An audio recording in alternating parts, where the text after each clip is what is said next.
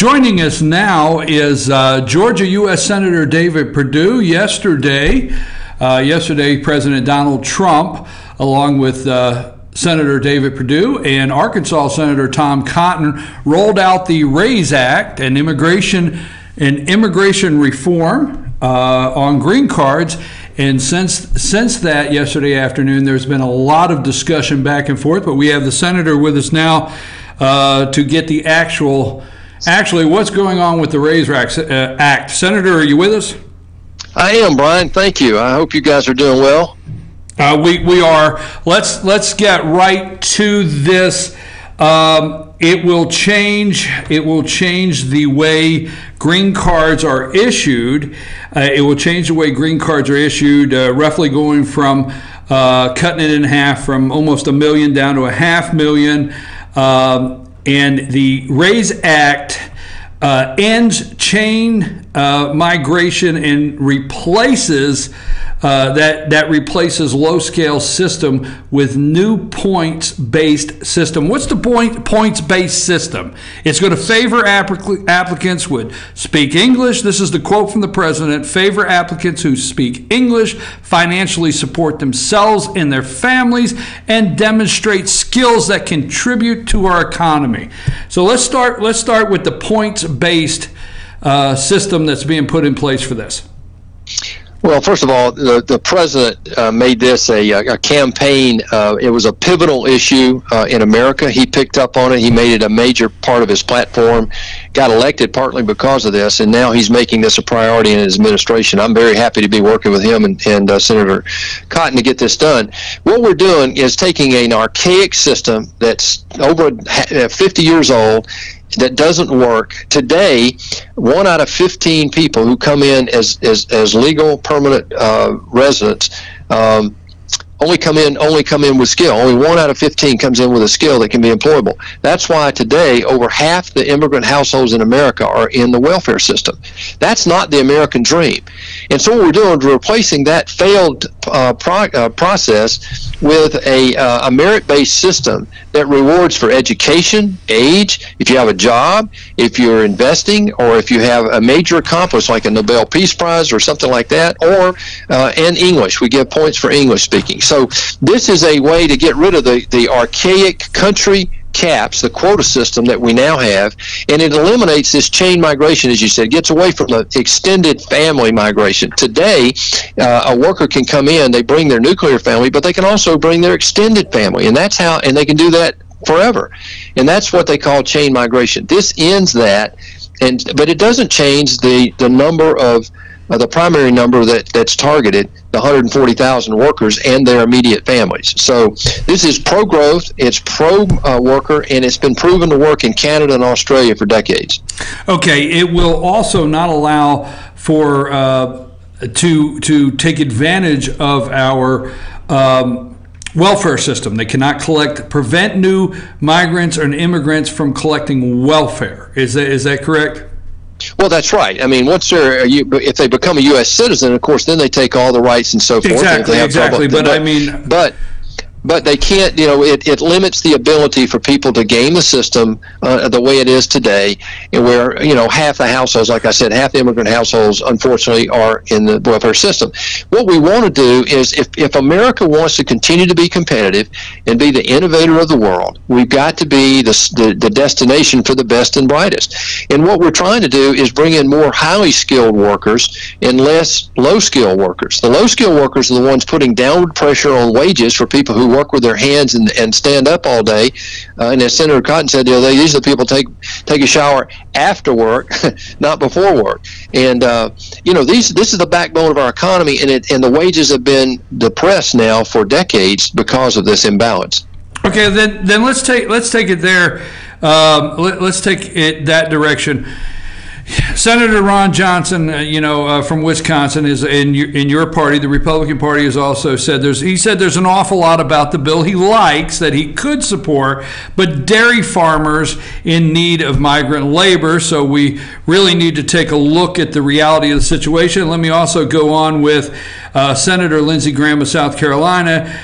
He says that it incentivizes more illegal. His quote is, after dealing with the issue for more than a decade, I know when you restrict legal labor to employers, it incentivizes cheating. So when it does curtail low-level income, and it raises the bar, my words, what about their concerns?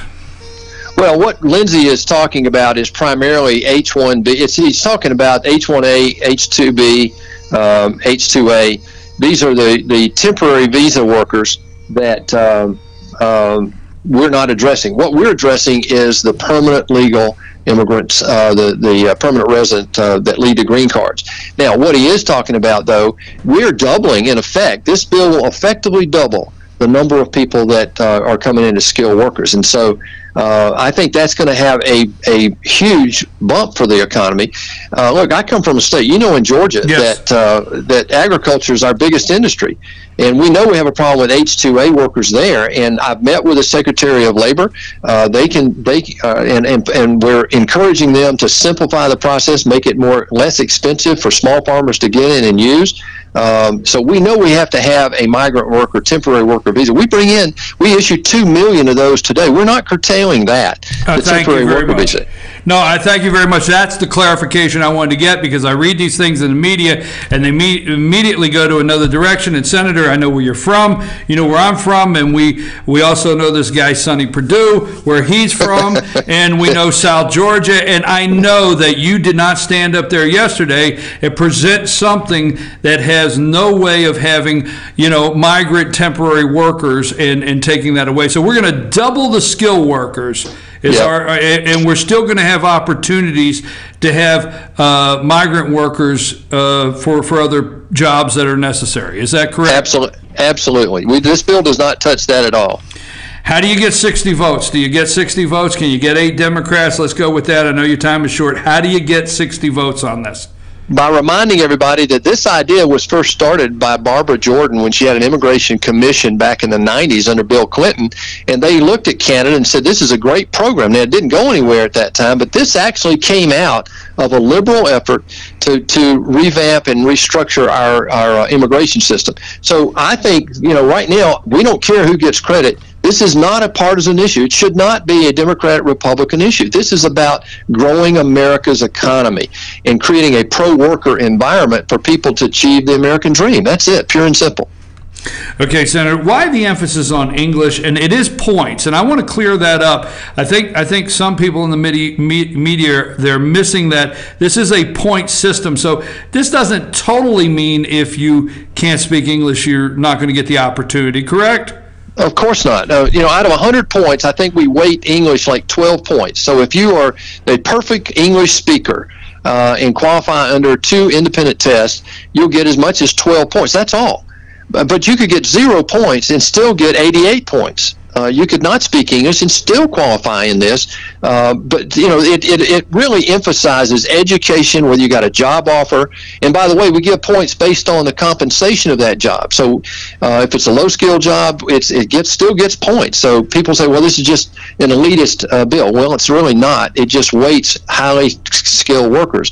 It also gives incentives for people to come who have achieved great things like Nobel Prize winners and that sort of thing. So this is a very well thought out plan. It's been proven for decades in Canada and Australia. It's one that can work here. And I'm excited to try to get support for it over the next few months. Well, I know you got to go, sir, but I have watched so many small pockets in this country where immigration has not worked, and the areas are almost like countries within, small little countries where they have not assimilated or shown in any way they want to assimilate. That's my opinion of what I see. So yesterday when I hear this and it said assimilate, succeed, and achieve the American dream, how can you not vote for that? Well, I think everyone should. I can understand why anybody would oppose this. And frankly, this is not a liberal or conservative point of view. This is about making America great again. I like that. We'll end on that note, Senator. We thank you very much, and we want to welcome you back anytime. You come back and say hello anytime. And I am a student of this nonsense. I'll go with that, okay? You have a nice day, sir. Thank you very much, Thank Senator. you, Brian. Thanks.